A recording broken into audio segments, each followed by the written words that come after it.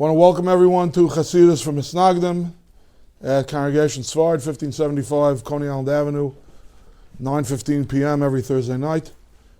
In Brooklyn, that is. And as always, I want to thank the very worthy organization, TorahAnytime.com, for recording, uploading these shiurim, and making them available to a wider public. Okay, last night we counted the 33rd day of the Eimer, Lag BaEimer. It's a minor festival among Jews. A lot of different shittas that are brought in Jewish law and lore for why and how it became a minor festival.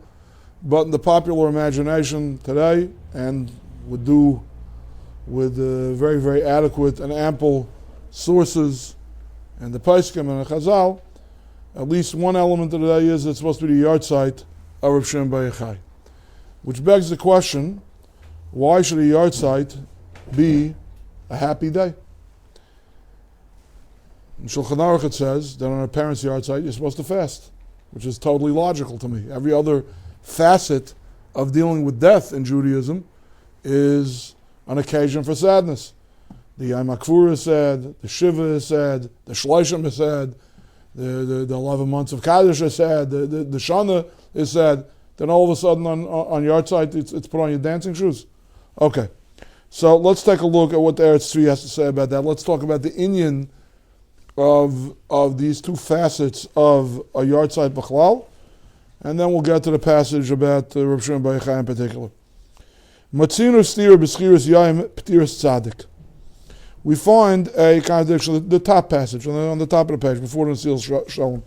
Yeah? Who is the Eretz Tzvi? The Eretz Tzvi was he was the Kozhiklov Rav.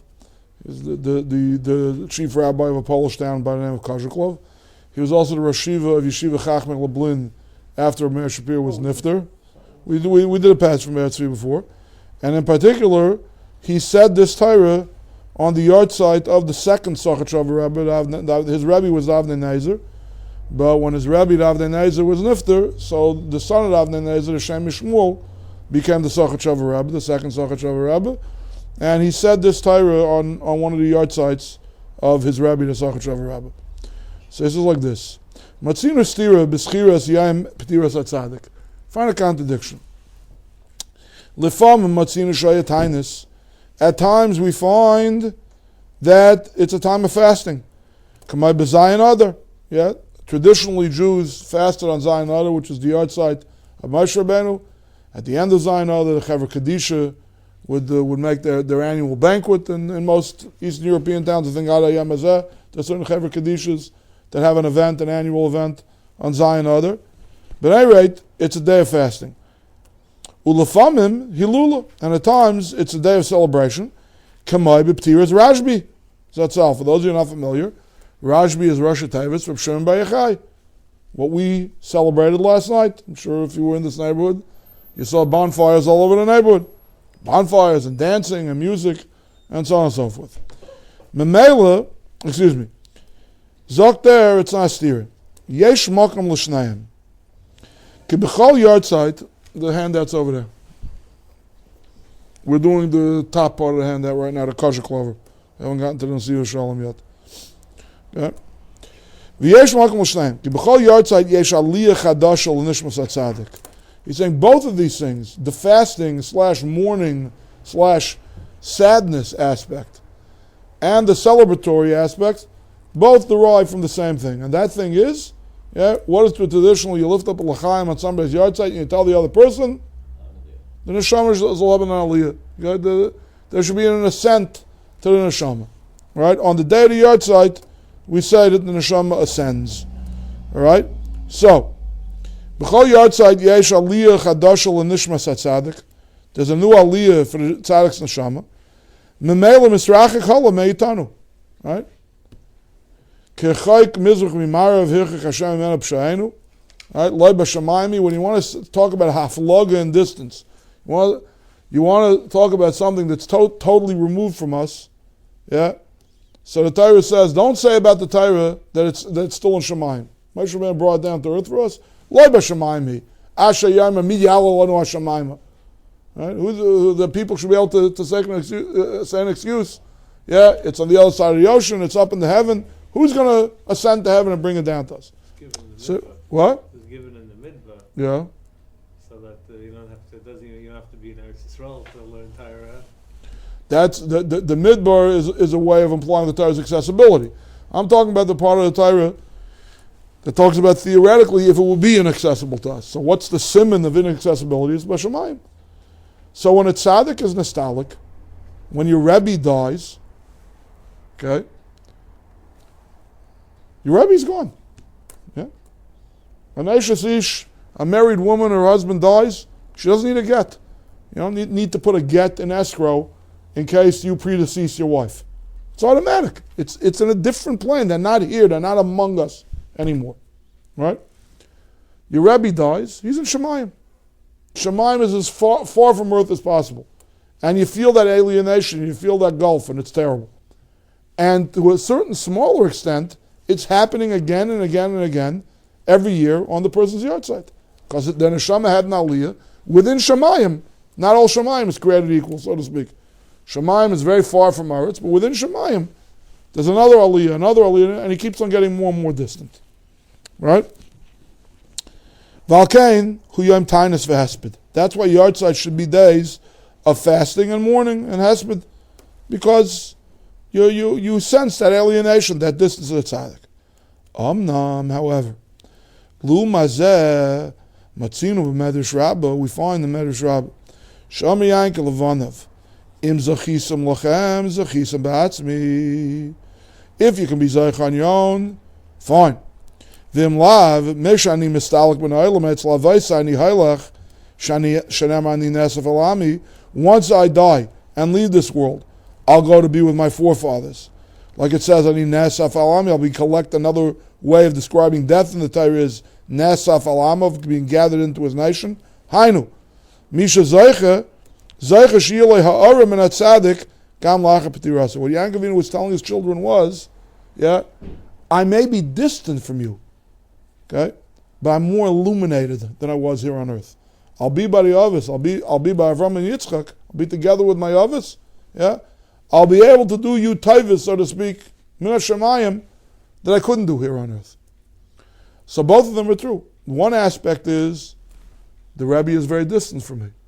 In terms of my relationship, my hiskashrus, my hischabrus to the Rebbe, that gets weakened with each passing year.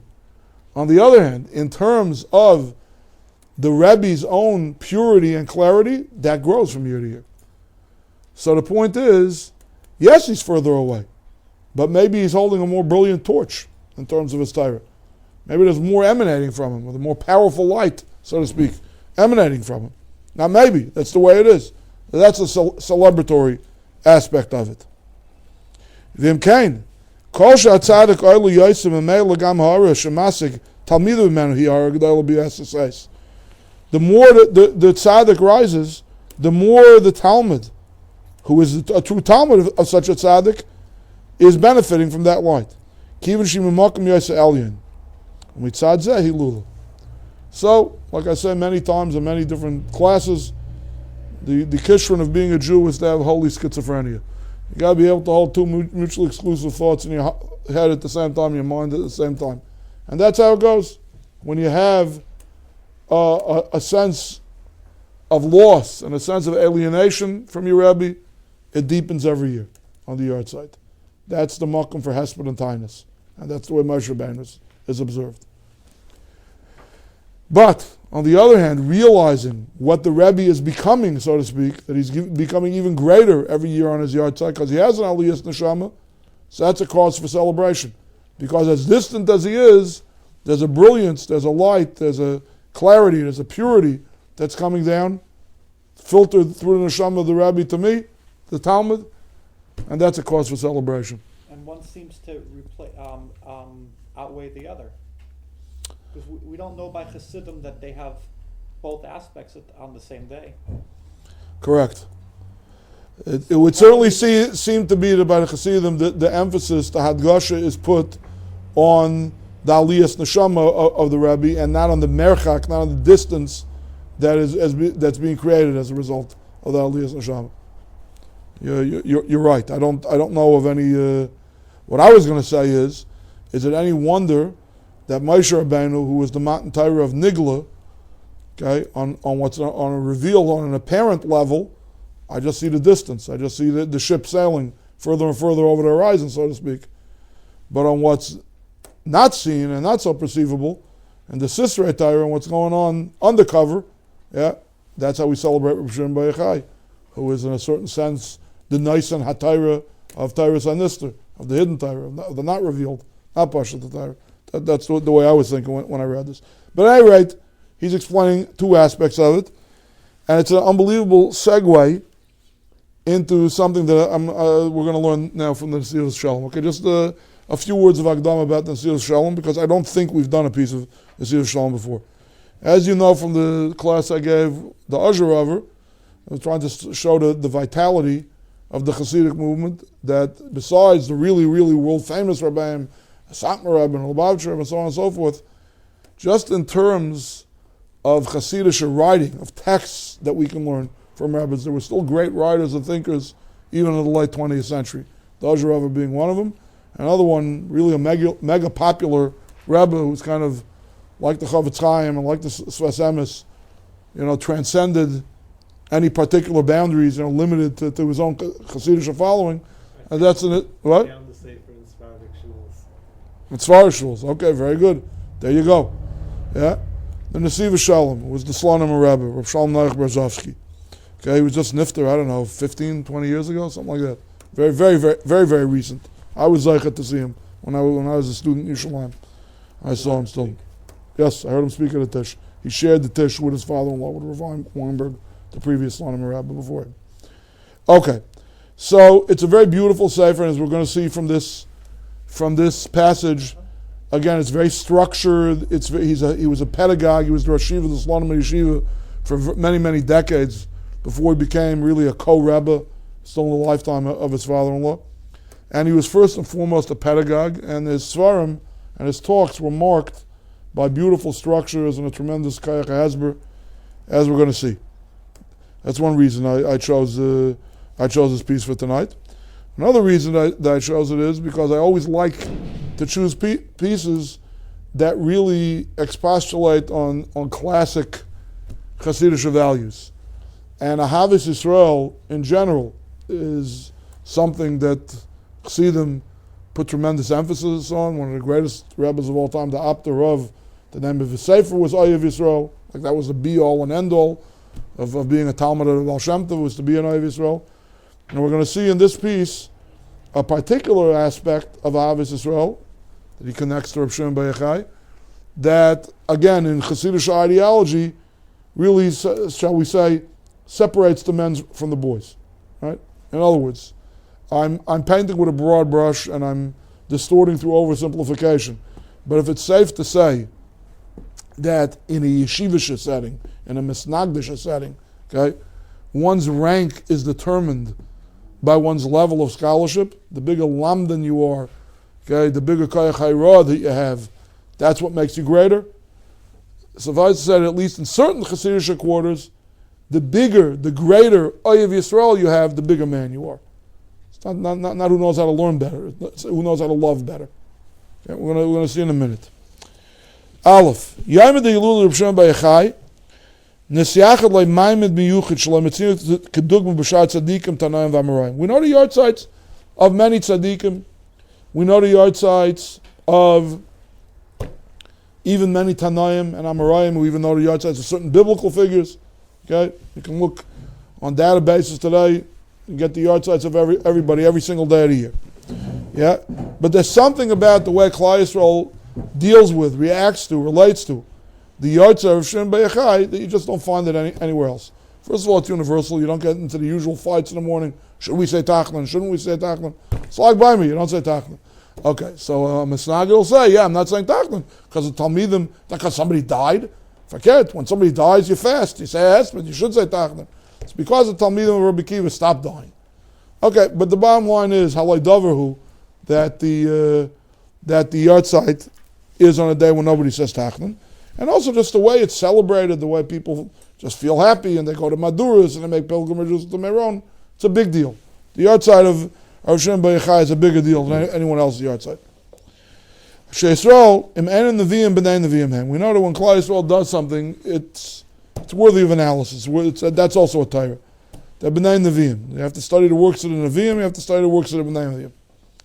Chafetzim li davik by b'ayrish Rabbi Shimon bar Yochai. Klal Yisrael wants to attach themselves, to have a dveikus, to cleave to the light of Rabbi Shimon. V'roi levar gadol kedush hayayim umar ro'al kocha. And it's worthwhile. It's a worthy topic for study. Why is Taka such a holy day? Lag Baimer was such a holy day. We just finished it, and why Klal Yisrael saw fit to react this way. There are things that are said about Rabbi Shimon bar Yochai that are just mind-blowing. The highest madregas you can imagine are attributed to Rabbi Shimon bar Yochai. Ki'isa b'Zohar HaKodesh. It says in Zohar HaKodesh. Now this is, I want to, because unfortunately, and maybe I shouldn't be talking because after all this class is entitled Chassidus for Misnagdim, and the Maggid Shir of this class basically considers himself a Misnagid as well. So maybe I have no right to either be a critic or a spokesman for any Chassidic movement. However, we know that there are certain unhealthy streams and strands in the Chassidic world today that have stepped over the line and have gone from a sense of kavod and meira and ava for their Rabbi to almost a level of borderline, I don't want to say the words. So, take a look at what he's about to say. And I'm saying a disclaimer. It's unbelievable. It's if it wouldn't say a chazal like this, it's something we call ilmale. The chazal sometimes say ilmale mikra kasav yef shalaymer. If there wouldn't be a pasuk like this, we couldn't say it. For us to say it, it would be kvira. Right? So I'm going to say ilmale chazal amru. If there wouldn't be a zayah like this, you couldn't say the following words. Listen to this. It says in the zayah. See, 1 second. Let me just read the passage. Then I'll take your comments. Uksiv shalosh pam bashana yeirah kol sechurcha es pnei ha'adan Hashem. 3 times a year, every male of yours should see and be seen. What? The face of the Master Hashem. Man pnei ha'adan Hashem. Who is the pnei ha'adan Hashem? Da Rashbi. That's Rabbi Shimon bar Yochai. Didn't he write the Zohar? How would he say that about himself? You can't say that there's no another. The Ikan, no. You know the famous the end of the Gemara. We're saying from the outset that he wrote the Zohar. He wrote the Zohar, but some Talmidim of his also collaborated in the Zohar. For example, the main part of the Zohar that was revealed on the day of his Estalkus is something called the Idra Zuta. Okay, and the Idra Zuta, it says that Rav Shimon was dictating and Rabbi Bo was writing. So like we said, Yeshua wrote the end of the Torah and Moshe Rabbeinu wrote the Torah. Maybe. Similar kind of idea? Yeah, similar kind of idea. Yes. Okay, yes. What? What? No, I'm not nispol from the time. I'm nispol that they're saying Pnei Ha'adan Hashem. The taich of Pnei Ha'adan Hashem is Rabbi Shimon bar Yochai. What kind of a drush is that? Somebody can understand that to mean just like a man is Salom Elokim, right? So that he is sort of like the face of God, although he's not God at all. Listen, if there's a drush in Chazal, Es Hashem Elokecha Tira L'Rabbis Talmidei Chachamim. Okay, it's L'Rabbis Talmidei Chachamim. It's not making an equation. It's not identifying the Talmid Chacham with Hashem. This drasha seems to identify a particular Talmid Chacham of Shimon bar Yochai, Kaviyachol with Hashem himself. I know it's a mind blowing statement. He's not saying Adam. He's saying Pnei Adam. Okay. Yeah, absolutely. Look, it's not idolatry. If it was idolatry, it wouldn't be in Chazal. I'm just saying it requires a taich. This is not Chazal. What do you call Zohar? The Zohar is not Chazal. Well, I believe that it is. I believe it was written by Tanaim. Oidi Yisasham. Shab Shimon bar Yochai Nikra Shabbos. There's a Zohar that says it's called Shabbos. It's called God. He's called Shabbos. Called the face of God. Okay, if you don't want to say it's called God, he's called the face of God. V'huay Nishmas Moshe Rabbeinu. He had the same neshama as Moshe Rabbeinu. Meidach Matzinu b'Seder Yemei Asvira. Asher Amida Shal Yuma Dehilula Lag Ba'Omer Hi Haid Shabahaid. The Midah The person that we're celebrating is the highest person imaginable. But the day that we're celebrating, says the Nesiv Shalom, is the lowest of the low. Midach metzina b'seder yimei esfira she'amida shel yom de'ilul lag b'aimer hi had shabbat. Shehi kayadua hamida hanemucha b'yaiser. As is well known by whom? I would say liyay dechain. It's not well known to this Maggid Shir. She kayadua, it's well known. Hamida hanemucha b'yaiser. Now, since you did come to a shir, and you could just as easily read the Sefer without me and be scratching your head. So I will offer some educated guesses on what he means by saying that Haid is a low midah, and therefore Haid Shabbat, the quintessence of Haid, is going to be the lowest of the low. I can think of two possible things. One, I saw in some other Chassidus in preparation for this year, is that there are a lot of different ways the Mekubalim configured the 10 spheres. We all know that the top 3 spheres are called Meichen, intellect, and the bottom 7 spheres are called Midas, are called character traits. And it's those 7 spheres that will be Masakin in the 7 weeks of Sphere Simon. And the Mekubalim have a lot of different ways of diagramming the spheres. 2 of the most popular ways are concentric circles. So the 10 spheres are set up in concentric circles. Another way of illustrating the spheres are they're superimposed on the human body. And Haid is the left thigh. Haid is a meter that's superimposed on the diagrams, always on the left thigh. So what I'm thinking maybe is, and they say that Haid is something that emanates, the left side starts with Gvura. Chesed is the right arm, Gvura is the left arm, and Teferes is in the middle of the body. Then starts the lower half of the body, the lower extremities. Netzach is the right thigh, Haid is the left thigh, Yesod is the reproductive organ. Malchus is near the feet. So, Both feet? what? Both feet? I'm not sure, not 100% sure. The diagram says it. When he had to fight with the angel, he would sit on the left side? There's talk about that as well, yes. All I'm trying to say is, just to get some grasp. I mean, in general, when I talk about that as a spherist, I'm getting out of my depth. But just to get some grasp on what he might mean by saying that Haid Shabbat is the lowest, obviously, okay, just as in the human body, the Yamin is the stronger side of the body, and the Smile is the weaker side of the body. So we know the Chesed is the more powerful Midah vis-a-vis Gvura, and Haid as just being like the handmaiden, the emanation, the way of reacting to Gvura, is something that's coming out of the left side. So maybe that's what it means that it's the lowest. And Haid Shabbat is going to be the lowest of the low. That's one Mahalach. Another Mahalach I saw in the Sefer Pachad Yitzchak, which is from Rav Hutner, Zichron Levracha, and very often what he says is predicated on Chassidus Svarim, so I'm not 100% sure if he came up with this himself or if it's sourced earlier in a Chassidus Sefer. It's conjecture on my part, the original author of the idea. But he explains in one of his Chanukah Maimarim, that the Mira of Haid, you see in Tanakh, Haid almost always appears with the word Hadar. And Hadar, the Hebrew word Hadar, is a cognate for the Hebrew word Chazar. In Aramaic, when you want to say something returns, you say Hadar. Hadar kiblua b'meach ashreres. Hadron Allah, Araisa Kadisha. Hadron Allah, Mesaktis Bavakama. Hadron means I'll return to you. I'll be Chayzer to you. So Haid, the particular beauty of his Haid goes together with Hadar. So he says like this. There's a Chazal that says that a person should always be as supple as a reed and not strive to be as intractable and as solid as the cedar.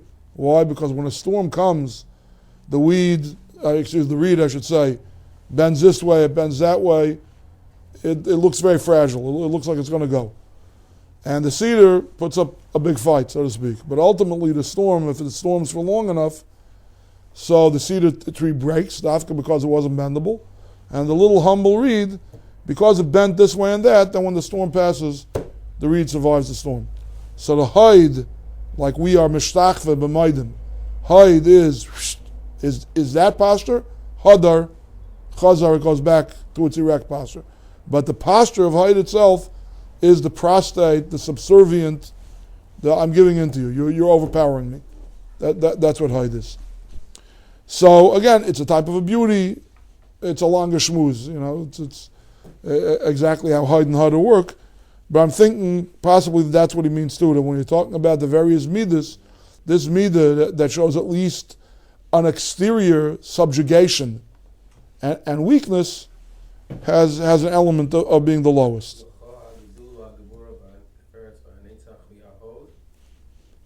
Asher tna hodecha ala shamayim. You know how Chazal darshan that pasuk? The Malachi Asher said, how can you give Torah down to earth, right? Give your Torah back to heaven, where it belongs. Asher tna hodecha ala shamayim. Says Rav Hutner, of all the different nicknames for Torah, why is Torah called Haid in this pasuk? That's interpreted by Chazal to mean that the Malachim are saying, leave it up here where it belongs. His answer is because when Torah went mishamayim la'aretz, there's a klal in Allah called loy b'shamayim. Even if a baskel comes out and says the halach is this way, the halach is that way, that's not what the halach is. The halach is what Rav Chachmei Yisrael, Kaviyachol, the Eibishter gave veto power over his own ratzon to flesh and blood Talmidei Chachamim, human beings. He says that's a midah of Haid. You're showing subservience. You're letting the storm bend you. You're bending to the will of the Chachamim. That's why it's called midas Haid. Yeah, L'cha Hashem Haid. It's a Haid, but the fact that you gave Haidecha ala Aretz and not al Shemayim, that's taka, the midah of Haid. It looks like you're bending. You're bending to the storm. The strength, the uprightness is not apparent. Okay. As you can take it or leave it. I'm certainly not saying that this is what the Nesiv Shalom meant for sure, but he's saying as Azag that Haid Shabbat is the lowest of the low. Kiyadua, everybody knows it, right? We all knew this before we came here tonight. We knew that Haid Shabbat was the lowest. Okay. So anyway, he sets it up as a stira. How can you have on the same day the yahrzeit, the hilula of the greatest of the great, a human being that has such superlative says about Pnei Yad and Hashem and Shabbos and the Neshama of Moshe Rabbeinu on the one hand, and in terms of the midas that we're trying to do Misaka on that day, it's the lowest of the low. What's going on here? Haremez is al Shalom Adrega. Vukadisa b'derei Shmuel, Sefer Nei Sukkos. I'm sorry, that sefer is unfamiliar to me. I know another Divrei Shmuel. It's a Lomdish sefer. I'm not sure who he's referring to here. An early Makubal or another Chassidus Rabbi from the Slonim line. I don't know. Shadavka, no, Shem Shmuel, somebody else. Shadavka mishum shahar shal Rajbi. Gadol kol kach magil umkaras harachaykim v'anemuchim yaiser. Does it sound like what the Kosher Clover just said? It's dafka because of Rabbi Shimon Bar Yochai's great exaltedness. The higher he is, the lower he can reach. This is Aymek Rayim and Aymek Tachas. The Sram HaKadoshim say. So this Divrei Shmuel says that because he has such an illuminated neshama, he has such an exalted neshama, so he could positively affect and ameliorate even Haid Shabbat. U'kamasham tzadikim. I'm sorry, I skipped a line. Al derech sha'ar Hashem shmeres kol makaimis.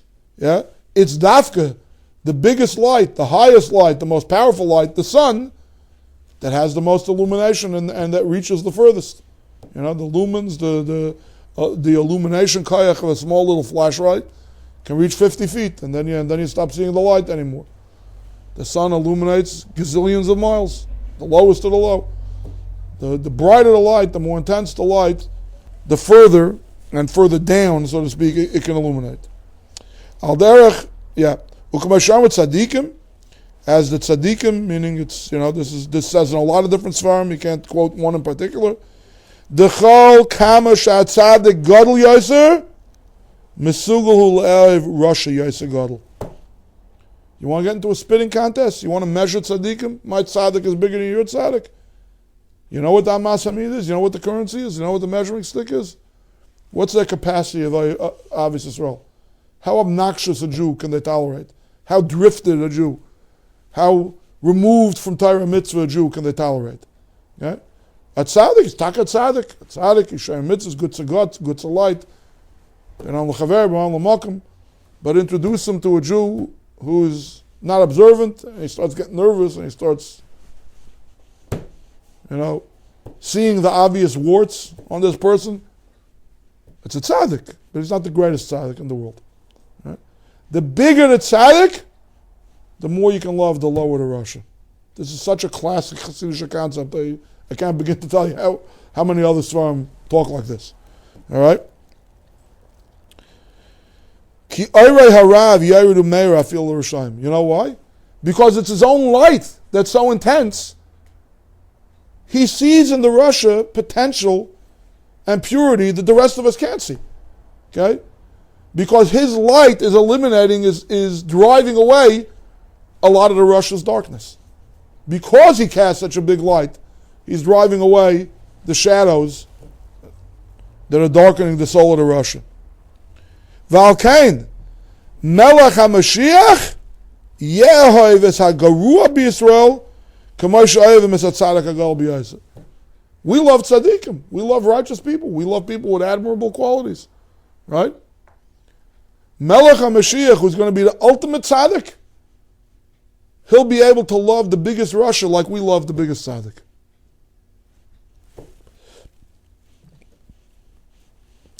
V'chein motzinu inyan zeh gam Moshe Rabbeinu alav shalom. Yeah, we're saying that Reb Shimon Bar Yochai has the neshama of Moshe Rabbeinu, but you find this in the original Moshe Rabbeinu.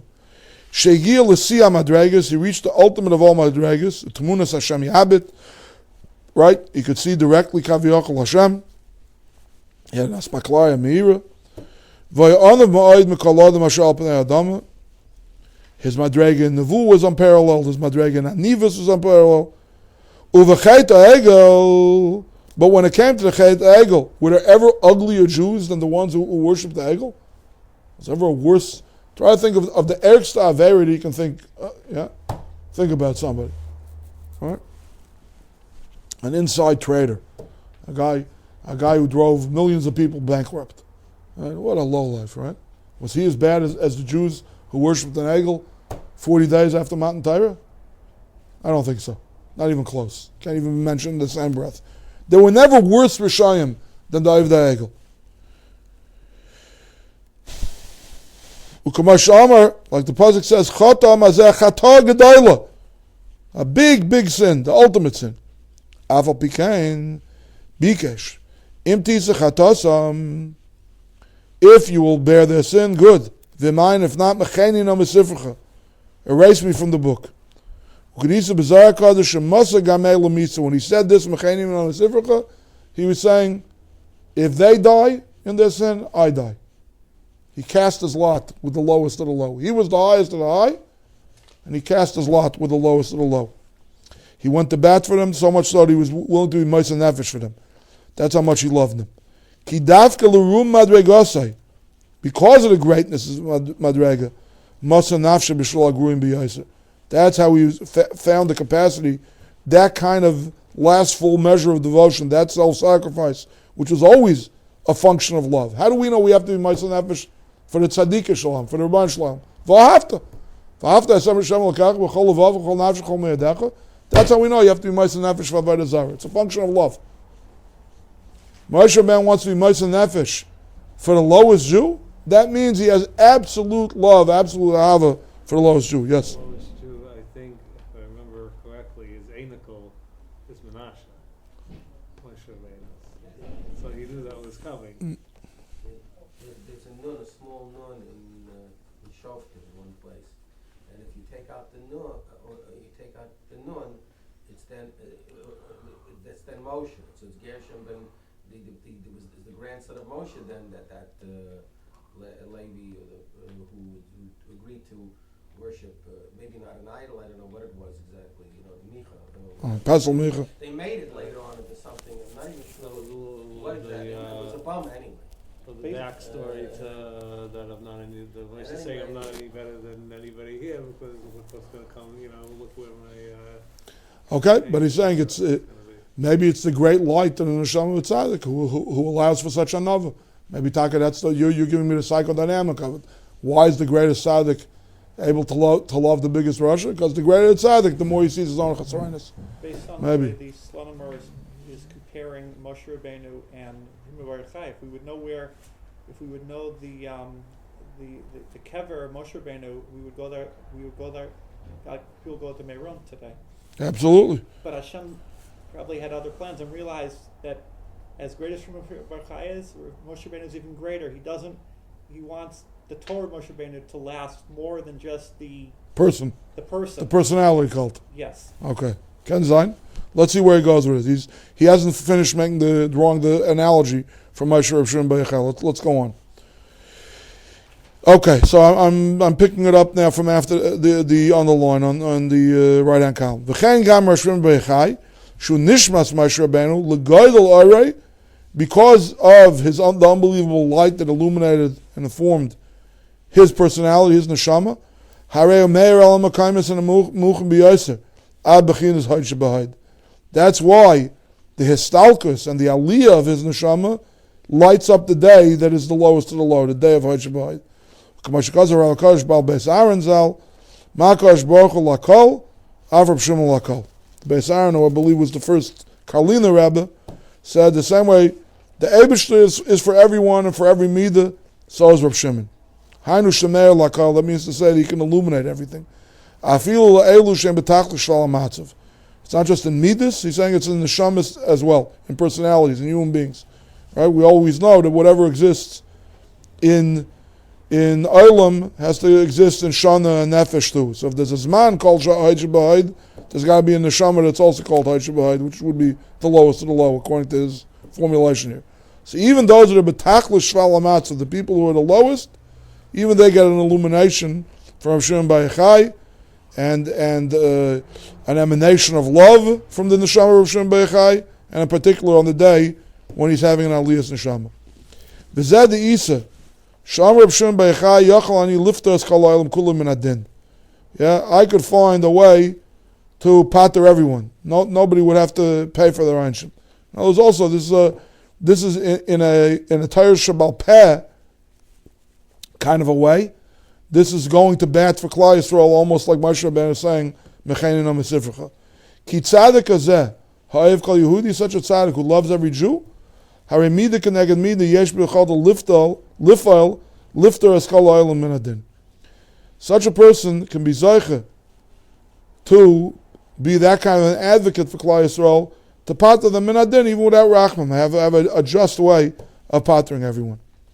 U'lo now, in light of what I've said above, yesh l'farsha kavanah b'gemara, shekasha yotzu Reb Shimon Bar Yochai v'Elazar ben Ma'amira, chazu in shidduka karvi v'zari. When they came out of their first exile in the cave, they were hiding out from the Romans, and they were massing unbelievable levels of kedusha. They were buried up to their necks, and an amas hamayim passed by and hydrated them, and a carob tree grew out right outside the mouth of the cave and fed them.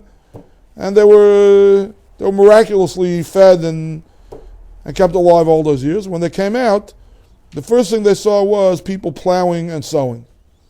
Omar, and they said, they're giving up eternal life and they're working on temporal life. Wherever they would look, things would get burnt. They sat for another 12-month year in the cave. Amri Mishpat Rishon Begehenim Yud Beis Chodesh. Why are we staying another 12 months?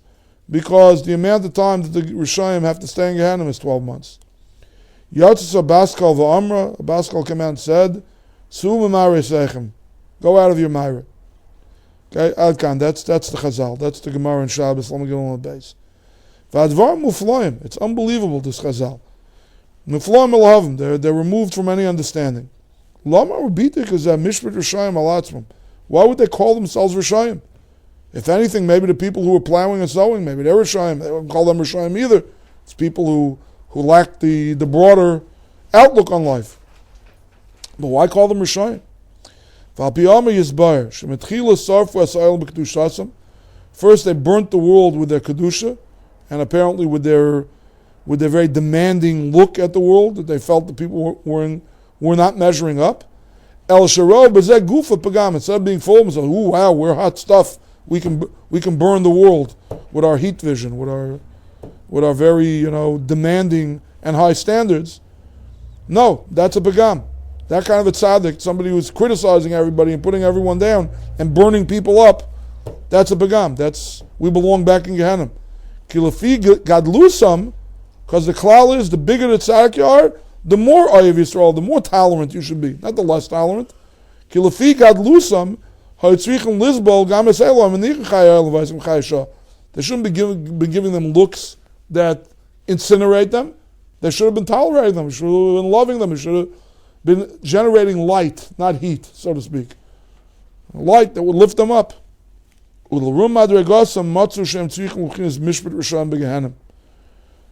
of their high madrega, they felt that this chet, kechut asar, was something that was deserving of the full tenure of Rishayim in Gehenna,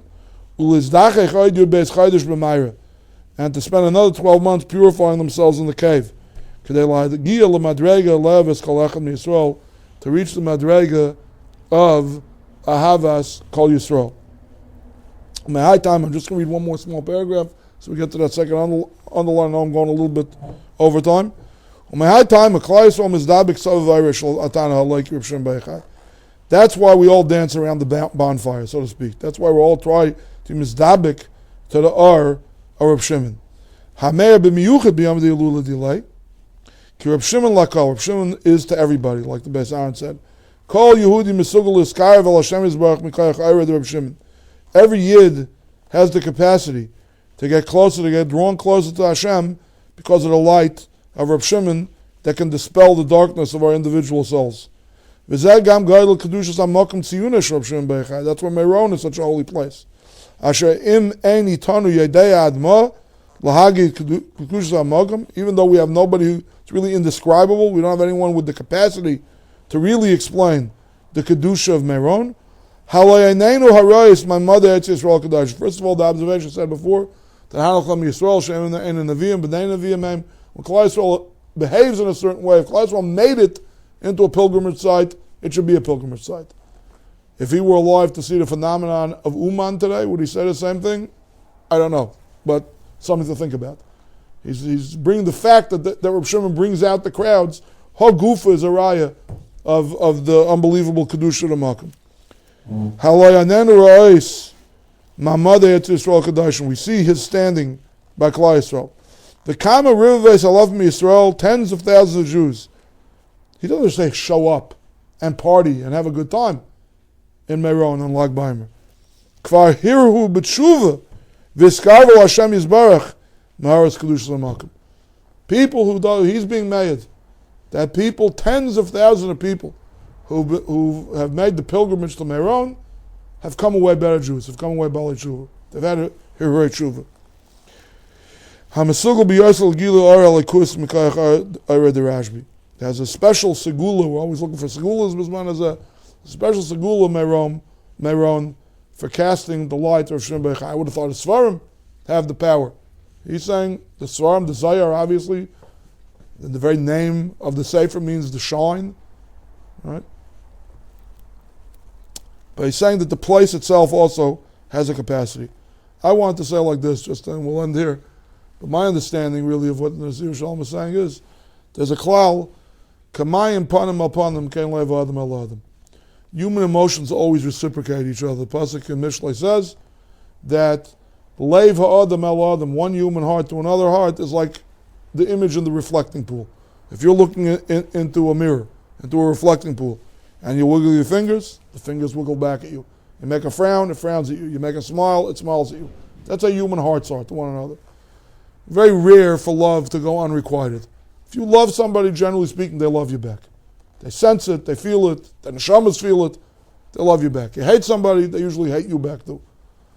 So I'm saying this word that he says, that the bigger the tzaddik, the higher the tzaddik, the greater the capacity for love of the lowest of the low. So those kind of people feel it. They feel the love, and they reciprocate it. And that's why it's Taka, Meron, is not just a magnet for the Sheni Eden. You know, you get the Rabbi Shekinda, you get Talmidei Chacham, you get beautiful people coming to Meron too.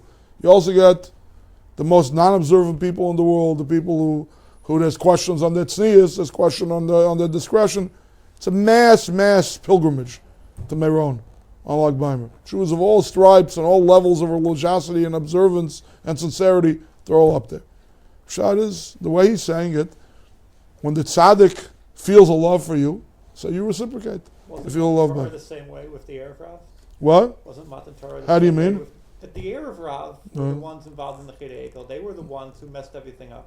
And Moshe Rabbeinu still. And they were with Moshe Rabbeinu's homeboys. And he's still with the bad for Yeah. them.